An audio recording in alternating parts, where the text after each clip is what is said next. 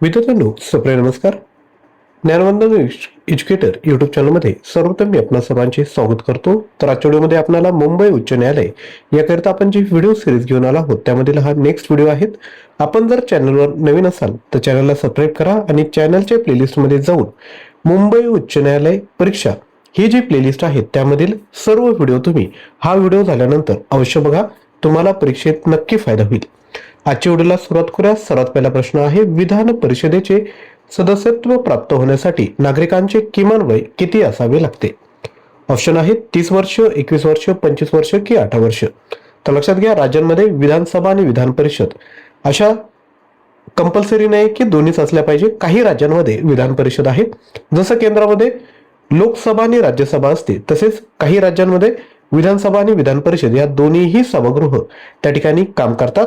विधान परिषद हे वरिष्ठ सभागृह मानलं जातं आणि यामध्ये जे सदस्य निवडून दिले जातात त्यांचा कार्यकाळ हा 6 वर्षांचा असतो आणि दर 2 वर्षांनी 1/3 सभासद हे निवृत्त होतात आणि त्या जागी नवीन सभासद हे सभासद म्हणण्याऐवजी सदस्य निवडून त्या ठिकाणी दिले जातात. त्यामुळे विधान परिषदेला आणि राज्यसभेला स्थायी सभागृह म्हटलं जातं आणि विधानसभा आणि लोकसभेला अस्थायी सभागृह देखील म्हटलं जातं, कारण की या दोन्ही सभागृहामध्ये दर 5 वर्षांनी पूर्ण मंत्रिमंडळ बरखास्त होतं आणि नव्याने त्या ठिकाणी निवडणुका होता. परंतु विधान परिषद आणि राज्यसभेमध्ये अशी गोष्ट होत नाही. तर आता या ठिकाणी विधान परिषदेचे सदस्यत्व प्राप्त होण्यासाठी नागरिकांचे किमान वय किती असावे लागते? तर ते असते 30 वर्ष.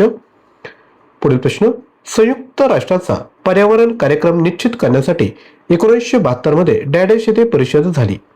ऑप्शन आहेत Paris France, the Hague Netherland, Delhi Bharat की स्टॉकहोम स्वीडन.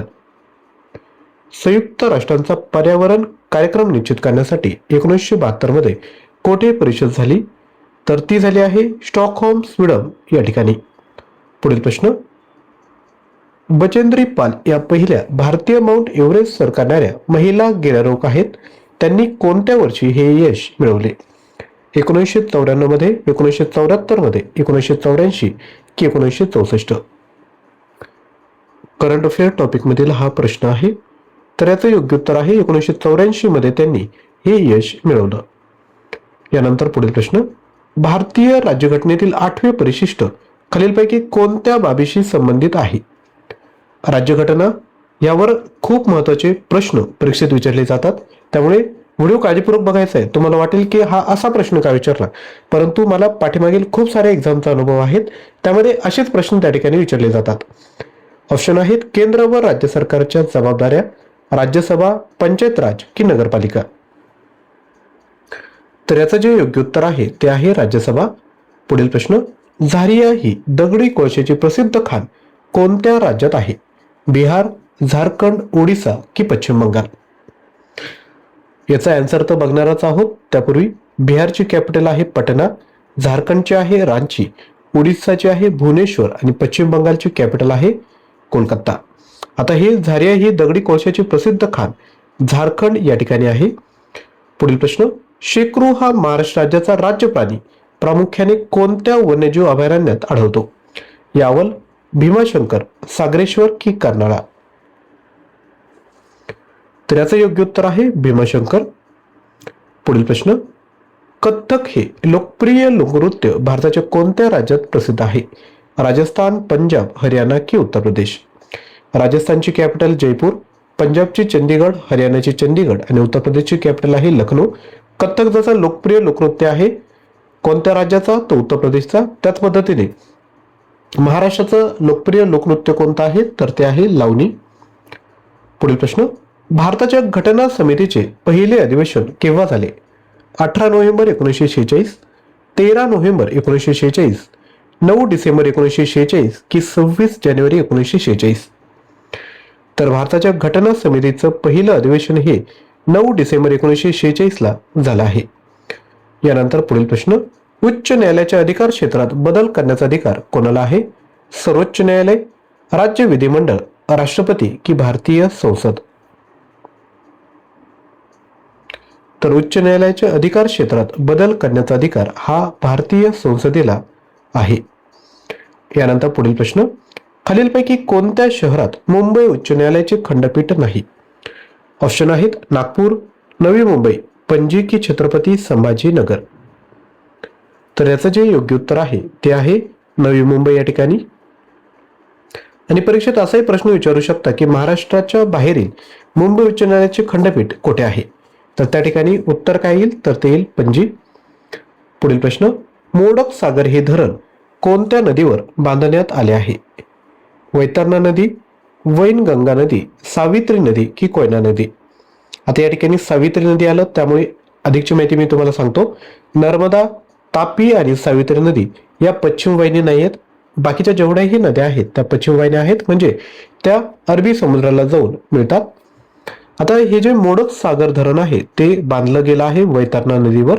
मोडक सागर आला आहे. तर त्यानंतर नाथसागर हे कुठे आहे, पैठण या ठिकाणी आहे गोदावरी नदीवर. त्यानंतर कोयना नदी, याचं कोयना नदीवर जे जलाशय आहे कोयना जलाशय, त्याचं नाव बदलून आता काय करण्यात आलं आहे, छत्रपती शिवाजी महाराज जलाशय. या गोष्टी लक्षात असू द्या. पुढील प्रश्न, भारताची सुपरमम म्हणून ओळखली जाणारी महिला बॉक्सिंग खेळाडू कोण आहे. सायना नेहवाल, ज्वाला गुट्टा, मेरी कॉम की सानिया मिर्झा. सोपा प्रश्न विद्यार्थ्यांनो, सांगा याचं योग्य उत्तर काय असेल. आणि खेळावर देखील परीक्षेत तुम्हाला हमखास प्रश्न विचारला जातो. त्यामुळे डेली बेसिसवर करंट अफेअरची तयारी करायची असेल तर डेली करंट अफेअर हे जे आपलं युट्यूब चॅनल आहे त्याला तुम्ही आता सबस्क्राईब करा. तर याचं जे राईट आन्सर आहे ते आहे मेरी कोम.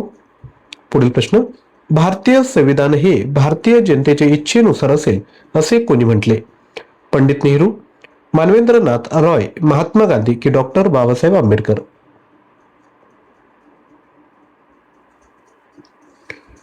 तर याचं जे राईट आन्सर आहे ते आहे महात्मा गांधी. पुढील प्रश्न, स्वर्गवासी बाळासाहेब ठाकरे मुंबईत प्रसिद्ध होणाऱ्या कोणत्या मराठी दैनिकाचे संपादक होते. अवंती, सामना, लोकमत की मार्मिक. तर याचं योग्य उत्तर आहे मार्मिक. पुढील प्रश्न, हडप्पा ऐतिहासिक ठिकाण कोणत्या नदीच्या तीरावर वसलेला आहे. सरस्वती, सिंधू, झेलम की रावी. आणि विद्यार्थ्यांनो, अजून व्हिडिओला लाईक केलं नसेल तर विद्यार्थी मित्रांनो व्हिडिओला एक लाईक करून द्या. आणि ज्यांना शक्य असेल ते खाली हाईप बटनावर देखील क्लिक करू शकता. जेवढे हाईप पॉईंट मिळतील तेवढा युट्यूब हा व्हिडिओ इतरांपर्यंत पोहोचेल. तर हडप्पा ऐतिहासिक ठिकाण विद्यार्थ्यांनो रावी नदीच्या किनाऱ्यावर वसलेला आहे. पुढील प्रश्न, जीविताचा हक्क व व्यक्ती स्वातंत्र्याचा हक्क घटनेतील कोणत्या कलमामध्ये नमूद केलेला आहे. कलम 19, कलम 20 ते 22, कलम 25 ते 28 की कलम 23 ते 25. तर याचं जे राईट आन्सर आहे ते आहे कलम 20 ते 22. यानंतर पुढील प्रश्न, ग्राम गीता लिहिणारे राष्ट्रसंत तुकडोजी महाराज यांचे संपूर्ण नाव काय. माणिक बंडोजी इंगळे, डेबोजी झिंगराजी जानोरकर, माणिक शांडोजी महाराज की यापैकी नाही. तर लक्षात घ्या, राष्ट्रसंत तुकडोजी महाराज यांचे संपूर्ण नाव आहे माणिक बंडोजी इंगळे. यानंतर पुढील प्रश्न, विधवा विहोत्तेजक मंडळाची स्थापना खालीलपैकी कोणी केली. धोंडो केशव कर्वे, न्यायमूर्ती रानडे, विष्णुबुवा ब्रह्मचारी की गोपाळ गणेश आगरकर. तर विधवा विहोत्तेजक मंडळाची स्थापना ही धोंडो केशव कर्वे यांनी केली आहे, म्हणजेच ऑप्शन क्रमांक 1 याचं योग्य उत्तर आहे. यानंतर पुढील प्रश्न, अणूचे सर्वप्रथम भेदन करणारा माणूस म्हणून कोणाचे वर्णन करता येईल. John Dalton, Democritus, John Thomson की यापैकी नाही. तर याचं जे राईट आन्सर आहे ते आहे ऑप्शन 3 जॉन थॉम्सन. पुढील प्रश्न, इलॉन मस्क हे उद्योगपती खालीलपैकी कोणत्या कंपनीशी संबंधित नाही. ॲमेझॉन, टेस्ला, स्टारलिंक की स्पेसएक्स. तर याचं जे राईट आन्सर आहे ते आहे ऑप्शन क्रमांक 1 ॲमेझॉन. तसेच विद्यार्थी मित्रांनो, मुंबई उच्च न्यायालय याकरता जर तुम्हाला मटेरियल हवं असेल तर 15,000 प्रश्न 300+ ऑनलाईन टेस्ट फक्त 299 रुपयामध्ये घेऊ शकता. याकरता ऍप्लिकेशन डाउनलोड करा आणि हा कोर्स परचेस करा. लिंक डिस्क्रिप्शन बॉक्समध्ये दिली आहे. यामध्ये तुम्हाला हे संपूर्ण मटेरियल मिळून जाईल. जेवढ्याही PDF आहेत त्या तुम्ही ॲपमध्ये डाउनलोड करून नेट बंद जरी असेल तरी तुम्ही यूज करू शकता. आणि जेवढ्याही ऑनलाईन टेस्ट आहेत त्यामध्ये मल्टिपल अटेम्प्ट आहेत, म्हणजे एक टेस्ट तुम्ही कितीही वेळेस तुम्ही देऊ शकता. तसेच विद्यार्थी मित्रांनो, अजूनही व्हिडिओला लाईक केलं नसेल तर लाईक करा. चॅनलवर नवीन असाल तर चॅनलला सबस्क्राईब करून शेजारी असणाऱ्या बेल आयकॉनला क्लिक करा, जेणेकरून नवीन व्हिडिओचे नोटिफिकेशन आपल्याला मिळेल. आणि जे आपलं daily current affair YouTube channel आहे त्याला देखील सबस्क्राईब करू शकता. लिंक डिस्क्रिप्शन बॉक्समध्ये दिली आहे. थँक्यू.